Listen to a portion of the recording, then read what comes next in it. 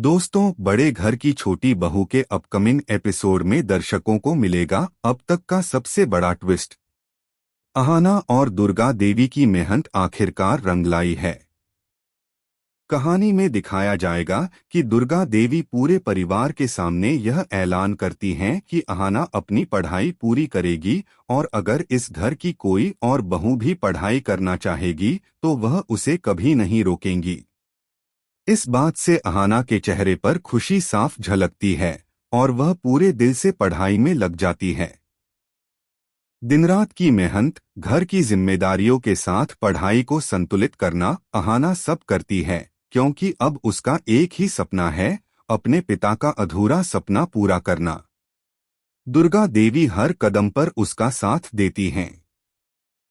और आखिरकार 1 साल की कड़ी मेहनत के बाद अहाना आईपीएस का एग्जाम पास कर लेती है। जब वह पहली बार वर्दी पहनकर सामने आती है तो पूरा मोहल्ला तालियों से गूंज उठता है। दुर्गा देवी अपनी छोटी बहू को देखकर गर्व से भर जाती हैं और सभी के सामने उसे सम्मानित करती हैं। उनकी आंखों से खुशी के आंसू बहने लगते हैं।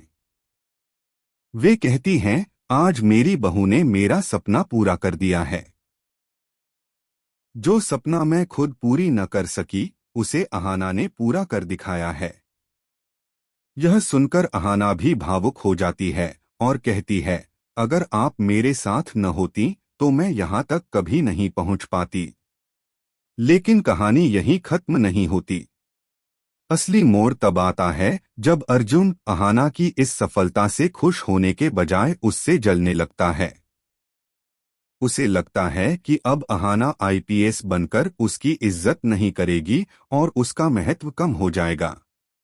इसी सोच के कारण वह अहाना से दूरियां बनाने लगता है। अहाना यह सब महसूस करती है और टूट जाती है, क्योंकि उसका सपना सिर्फ आईपीएस बनना नहीं था, बल्कि अपनी सफलता को पूरे परिवार के साथ बांटना भी था।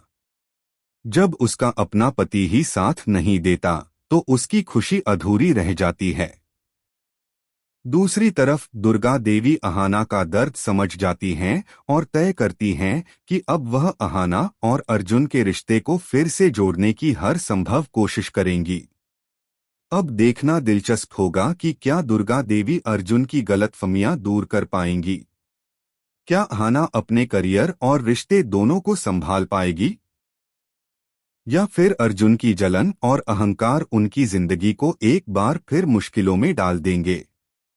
जानने के लिए जुड़े रहिए हमारे चैनल के साथ, क्योंकि आगे की कहानी होने वाली है और भी ज्यादा मजेदार और धमाकेदार।